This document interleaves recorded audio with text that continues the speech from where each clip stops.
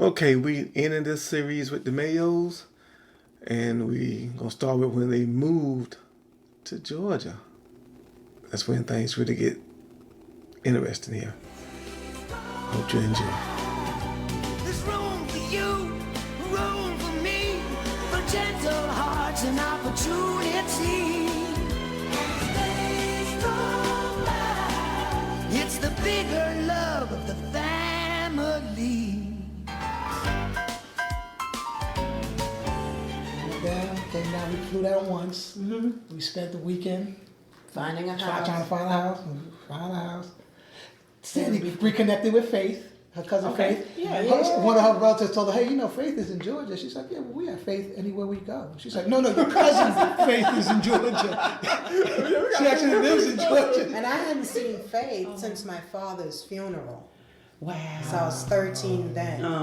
Yeah. So now you're like, that's awesome. So Faith, we're coming. I called her, Right, find us a house. and we had never been to the Waffle House. And Right. She knows we're from the Northeast. She said, okay, meet us at the Waffle House. I can't remember where it was. And when she pulled up, we recognized each other. And we just ran and just, Oh, they was hugging and that- crying. yes. But they had seen each other since, you know. Yes, since they were young. That's awesome. That was a great reunion. At the Waffle House. So your first house you purchased, what did it cost? The house we bought in New Jersey was $159,000. Okay, in 84, This was in 85, 1989. 89. 1989. It was spring of '89, and I was just telling somebody this the other day. The interest Our rate. interest rate was 11 and a quarter. In So 89? in '89. So there's a combination of it being '89, but also you don't know what you don't know. Right. You know, when you're young and black. What they called it something back then? Yeah, robbery. They had a name for it. Robbery. That's right. Because that's like predatory. Predatory, yeah, that's it, predatory lending. Yeah, That's it. Yeah, predatory lending. Wow. So we paid. So we got the house there. It was beautiful. It was on a half acre. This little Cape Cod with a rear dormer, right? Basement. Pool in the back of the above ground pool. Oh, man. This house and we kids, you know, Yeah, so yeah. like we were like Starting off. yeah, like we arrived, right? So about 2 years in, I guess I've learned about. Now I'm starting to learn to become more financially responsible because you don't know what you don't know, right? Yes. So I'm getting self-educated about finance, right? Because I'm coming through a little money. I'm like, okay, I gotta Know what to manage- do with know what this. to do with it, right? I mean, I manage this thing. So I refinanced the house, and I think I refinanced it down to like 7% or something like that, which now Yeah. that's on the high end of anything. But coming from 11 and a quarter to 7, oh my goodness, you know, we was I was tripping over money then, Wow. you know, because we were saving all this money every month from that. But yeah, $159,000. Then I turned it when we sold it for 175, and I always say that I count my regrets on one hand. I wish I had kept that house because I probably could sell it for $500,000 today. Oh, easily. Because my Especially on girlfriend, a the couple internet. years later, Yeah. my girlfriend said, if you wanted to buy this house back, you wouldn't be able to afford You it. can't afford this house. Knock it up. Your second house. The second house was when we bought the house in Kennesaw, when we moved down Okay. here in Georgia. How much was that? I can't remember. That house was 189. 188,000. Okay. Okay, and what year? And that was in 2003. No, 2000. 2000. Right before 9/11. Remember now, this is the year before The 9/11. year before. Wow. And I'll tell you what's so funny. We lived in Kennesaw and the Heritage Club. It was a new subdivision.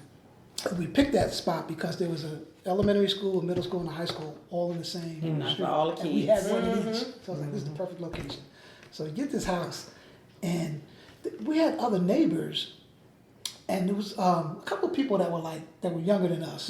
I think so. 2000, I guess I was just turning 40, I guess, and you were, I don't know, 3 years younger than me. Or six. That was- 30. that's how I remember. 37. Six, Yeah, somewhere 3, 4, 5, or 6. I'm not Yeah. sure. Somewhere around there. So, and there was a lot of younger folks. And I was like, how do these people afford these houses? Because then $180,000, $200,000 house was a lot of money, right? So I'm like, how do they afford these houses? But that was again during the time of predatory lending. That was the beginning of the housing bubble. And so that's how all these people get these houses, because you didn't have to have no credit, no down payment, Yeah, no they just nothing. give you a house. They just give you a house. So, because I always used to say the same thing, I don't understand, like, good for them, I'm happy, Right. that's awesome, but just They seems young odd. and- Just seems odd, because I'm talking to them like, so what are you doing? And then I'm like, okay, then I'm trying to do the math. I work at Walmart. The math is not mathing, right? The Yeah. math ain't adding up. So, but yeah, so come to find out what was happening, there was a lot of predatory lending that was taking place then, unfortunately.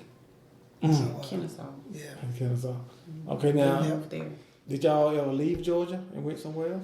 Yes. In 2003. 2003. And we moved to Alabaster, Alabama, and lived there for 18 years. Wow.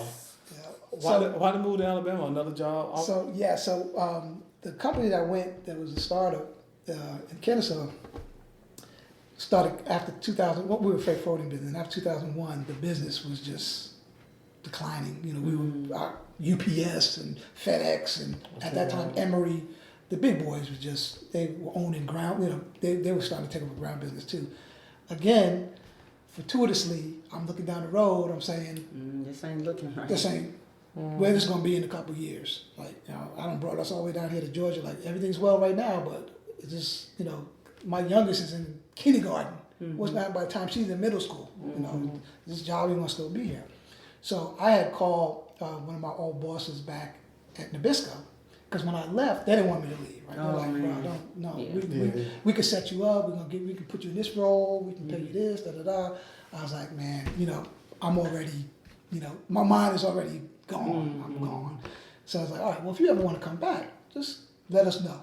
Call me and Well, I come back. will. Yeah. So 3 years later, I called my man Dave. I was like, hey, I think we're gonna, I'd like to come on back. So he's like, okay, cool, great. What's your timeline? Da da da.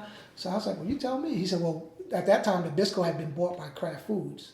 So he said, well, we're owned by Kraft now, so things are a little different. But just give me like a month or so, work on some things, and I'll get it set up, and we'll get you back. So I said, cool. I said, I got one ask. He said, yeah, anything. What? I said, we want to stay down here in the South. We want to stay. Wow. He's like, Bill, I'm thinking you coming back to work for me, man. You're not coming back. I was like, my family loves it down here, man. Kids are settled in school. Everything's good. It's just, dollar goes a lot further down here. So he's like, all right. He said, let me see what I can do.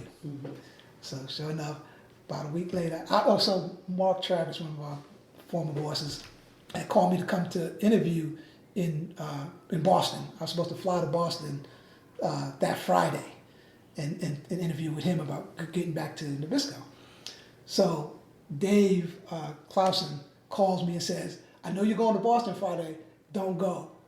I need you to go on Tuesday to meet Brian in Atlanta, and he's going to talk to you about an opportunity either in Houston or Birmingham. So I was like, okay, Texas. So I said, nothing in Georgia? He's like, nah, I can't get you in Georgia, but I can keep you in the South.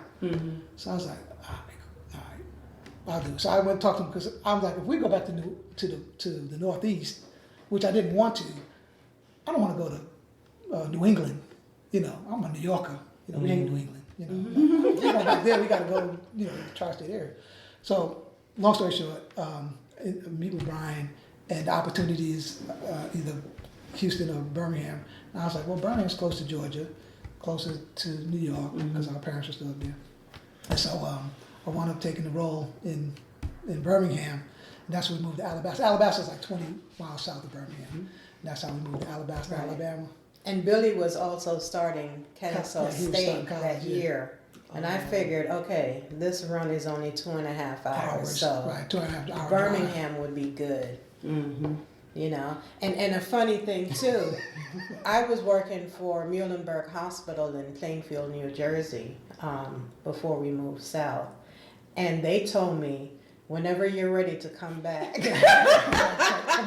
you could come on back. So we had people in our lives. Yeah. God placed the right people in our lives to help us to be successful. Not always what you know, it's who you know. Yeah. Oh yeah. Yeah. Oh yeah. I'm a strong believer in that. Yeah. Yeah, I say it all the time. I'm trying to know everybody. We moved to Alabaster because we were attending Turner Chapel AME Church, and as part of the married couples ministry, we were doing this course, and we were focusing on alabaster boxes. Oh, and that's how that came And about. so, and then someone called you and said, if you take the job in Birmingham, right. Alabaster is a good place for And you it to just- live. Like, if I hear about Alabaster one more time, that's where we're supposed to go. Right. And I did Wow. on Christian radio. Wow. So we were like, okay. And so we just one day just drove to Drove to- Alabaster. yeah, me, you, and just started Samaria. driving around Alabaster like, And looking okay, it's a around. little town, but it's called Alabaster. And it's in Alabama. Close Let's to go. Birmingham. So there we go. Yep. Oh, that's And that house in Alabama, and that name sounds so funny to me when Alabaster? she first heard of me. You know, I think about Bastard. I'm like, why is she saying that? I couldn't grasp it, but Okay, Alabaster. yeah. Beautiful place to live. Yeah, we loved it there. We absolutely Okay. loved Yeah. it. You bought a house there, and what that house cost? That house was $305,000. That was a 6-bedroom, 4-sided brick, 3-car garage. Basement. See, I should have found something on my phone before I asked you. The Jefferson thing, you moved from the basement apartment to the. Exactly. I mean, just- and we tell young kids that, you Right. know, But don't that's look smart at this out. chapter Yes. of our Right. lives, because, you know, we had to come up, Right, right, you right. know. That's right. $305,000. And what year was that? That was in 2003. 2003. Yeah. Okay, it's still pre-corona. Okay, and so that's a lot in 2003. 305,000. 6 Get you a lot of house. How many- Especially in yeah. Alabaster, Alabama. Get you a lot of house. How many bathrooms? 5? No. 1, 2, 3, 4.5. 4.5. 6 bedroom, 4.5 bath. Now, to me, a little country boy like me, that sounds like success. Because if you can now afford a house that size with that many bathrooms, You didn't even say bedroom. You said bathroom. yeah, bathrooms. That's the definition of success. To me, and I don't care how you look at it. I know success is in your own mind. What you do is your success, but to hear that, especially where you come from, how you started, and how And you, the things that they went through. right, them order your steps, how wow. And I would say too, you know, I was saying a moment ago how I started trying to become more financially literate, right? Right. And understand more things about how to best use a dollar, right? That we've always made it a point to try to live a little bit below our means. Now, That's we a didn't great start out point. that way. When we were younger, Yeah. we pretty much bought whatever we wanted, whatever how we wanted, and we couldn't afford Whatever it, our we just parents whip out wanted, the- they got it. Right. Whip out the credit card if you gotta do that or whatever. But then we realized, okay, you know, you don't want to just be a consumer. Like the key to money is, and this is what I enjoy about our lives now. Be a consumer. There were so many years, I guess, you know, what, 25, 30 something years we worked for money, but now money works for us. You know what I'm saying? Like, so it took a while to understand that, okay, it's, you don't spend everything you get. You Right. get, you Exactly. can enjoy your life and you can have good things and everything. Exactly. But a part of this, you got to be putting to work. Yes. Let this money, invest this, save what you need to save, invest what you need to save, and then let that become, well, because someday you're not going to be able to keep doing what you're doing. Or Right. someday you may not want to keep doing what you want to do. Right. So you want to get to a place where you have the freedom of choice. You said something earlier that I can relate to in a great deal, in that I don't like to be told what to do. Right. I have standard thing. I got control issues. Right. I feel you, brother. I don't know what it is, but because of that, you know, like I've always wanted to be in positions where I'm making decisions. Yes. I'm kind of helping Yes. to, you know, steer the ship because I have confidence in my ability to steer the ship. But you know, you always have to answer to somebody. right? So it's like, okay, I still got to answer to somebody. Oh yeah, no right? doubt. But you know, you want to get to a point where, okay, if I don't want to do this anymore, if I don't want to get up and go to work today, nobody's coming to turn my lights off. Nobody's going to ask me for the keys to my car. Nobody's going to come and throw us out the house because we can pay for it. We can still Right. pay for it. And that was my goal, to get to a point where, okay, she's been retired for 20-something years, and I was like, I love her life. Yeah. Like, I want to do some of that too. You know, where I can just chill. You know, It was harder than staying home. with 3 kids, a lot of work. But I want to get to a point of independence, so to speak. You know, right, where you can just, you know, you don't have to answer anybody. You can do what you want to do.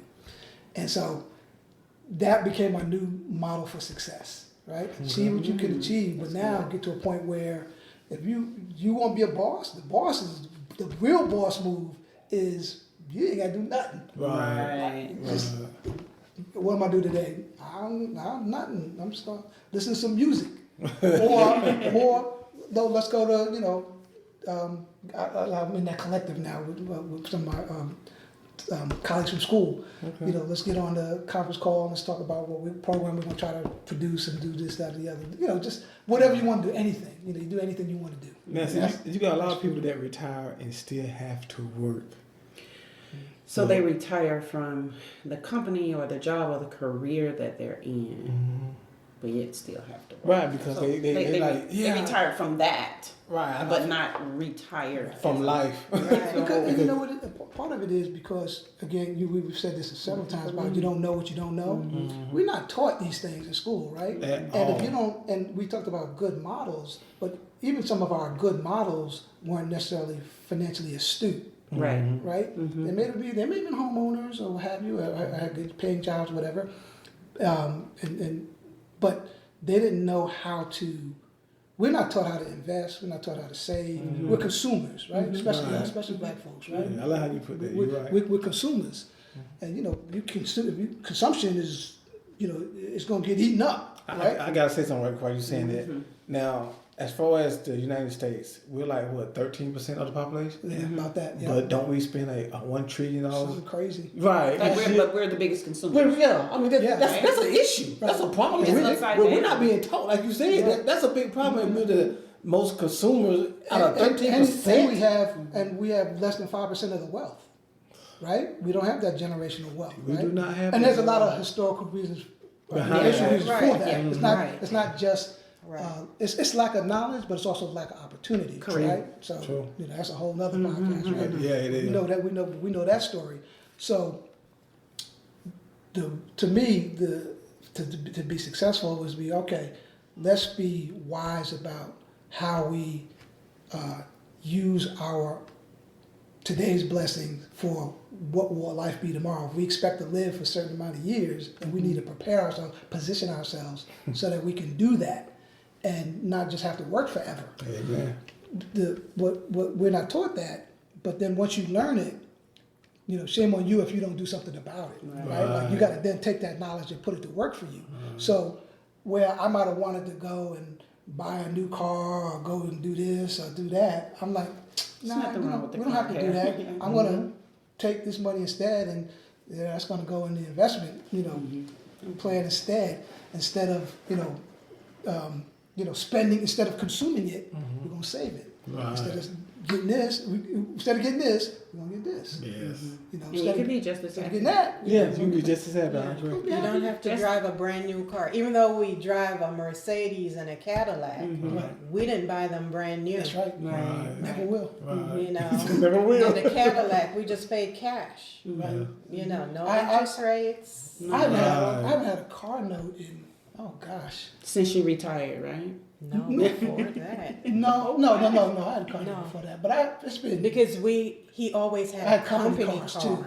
Yeah. which was a blessing. That is nice. Company car, gas car. Yeah, that is nice. This is a gas car. Yes, especially that gas car. That is Yeah. nice. And our first Mercedes, we bought it from Faith. Yeah. And we paid cash for it. So the day that we were talking about that reunion earlier, Faith rolls up in this beautiful, like what's Gray. called moon glow E320 at the time, right? This Mercedes. I was like, this car is incredible. It's gonna be beautiful. And This how y'all doing in the I South? said he's sitting up front. They sitting up front talking. I'm sitting in the back. This plush leather. And I'm like, oh man, it's gonna be nice. It's gonna be nice. So I'm like, that's why I like that with these. I'm like, yeah, this is like I don't know, $40,000 car at the time, or whatever. I'm like, I'm not spending that kind of money on no car. Right.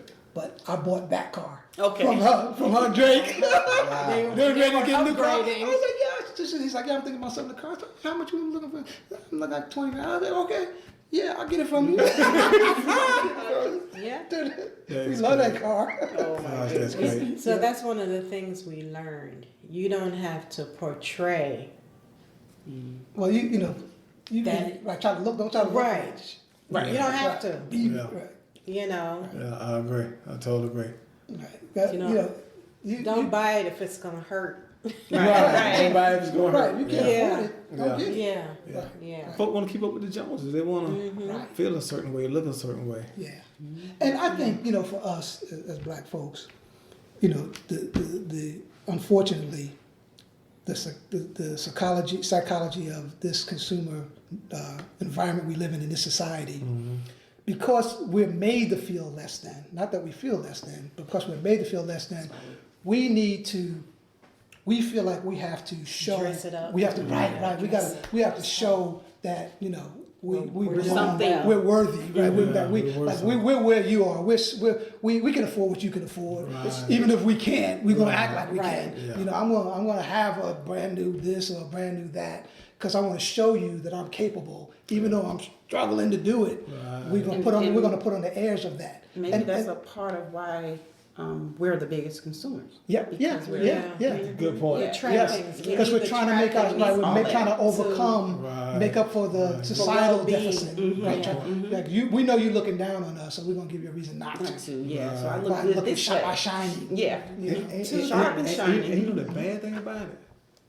Our skin color still the same. I don't care how hard you try, Yeah. they gonna still look at you the It same don't matter way. to them. Yeah. Prime example, They don't Bill care. Cosby. Yeah. Yeah, that doesn't matter. Oh, Prime yeah. example, Bill Cosby.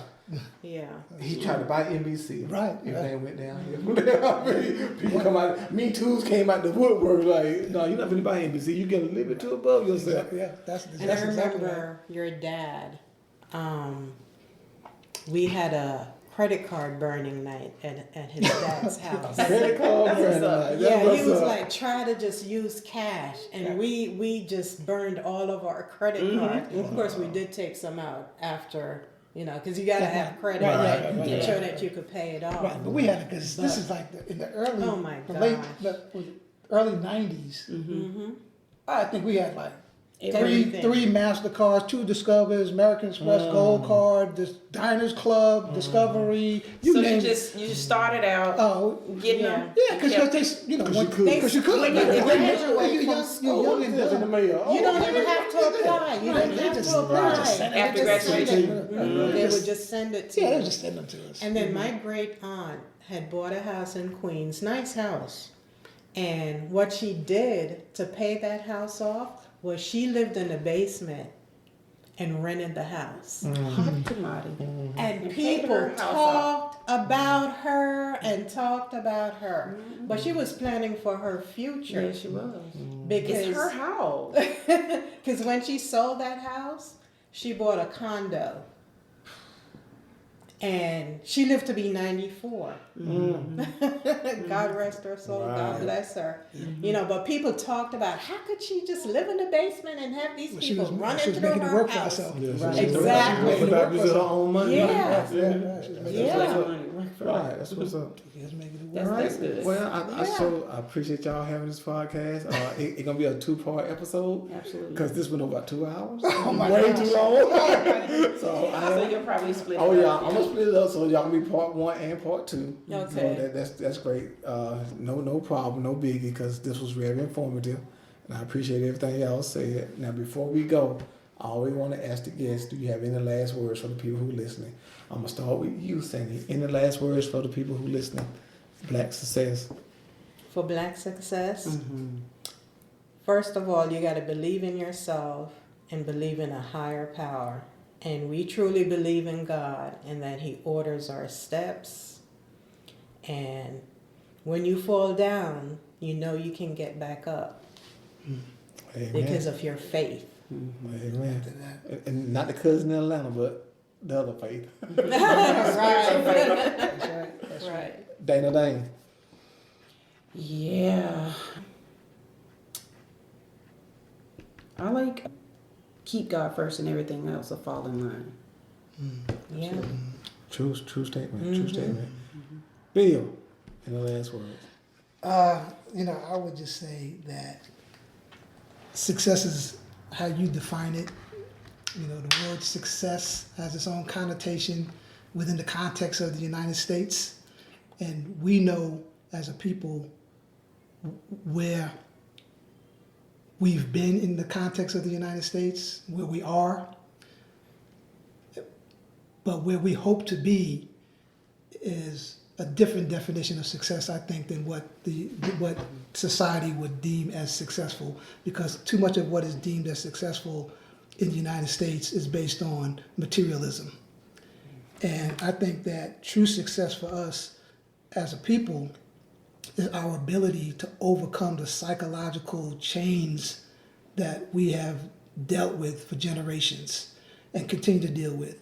And it's up to the people of our generation to educate our kids and our grandkids that they are worthy, that they are great, and that they can contribute to the society in a way that brings us together as a people in such a way that we can succeed, not necessarily in the materialistic definition of what the United States, in the context of the United States, but succeed in worshiping a true and living God, that we can live harmoniously, that we can prosper in spirit and in health, and that we can be the kings and queens that our ancestors were, even in the context of a country that doesn't love us, that doesn't necessarily want us to succeed by their definition of success. We have to have our own definitions of success and be sure that we are living it and that we are passing it on,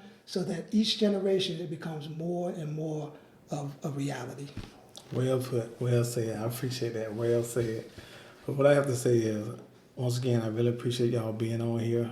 I feel like, I know I have a lot of white followers that listen to this podcast also, and by no means I'm being racist or prejudiced or whatever you want to call it, but I am a black man and I do love my black race.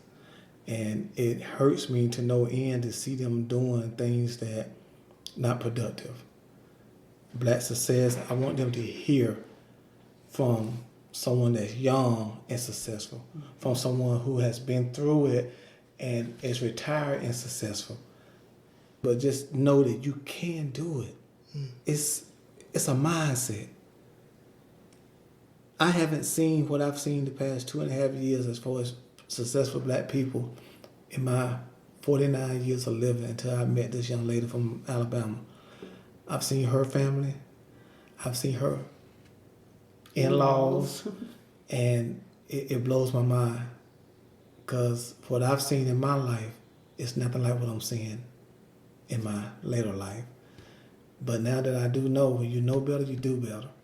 So now I want to educate my black people that are listening to this podcast to do better, to touch someone that you see that's successful and ask them how they get there. Ask questions. Want to be someone. Like Bill said, the objective of school, know what that means. It's to learn and to pass. It ain't to act up and play, and there's no one dumb. Just keep that in mind. No one is dumb. Some people may be higher at other things in life than others. Some people are more creative, some people more athletic, but there's no one dumb. Just realize that you are not dumb. You can do what you want to do, but the key word is what you want to do. So just do it.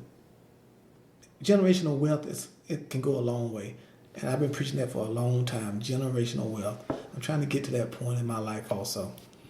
But with that said, from the mind to the lips to the heavens, until next time, peace from the heart.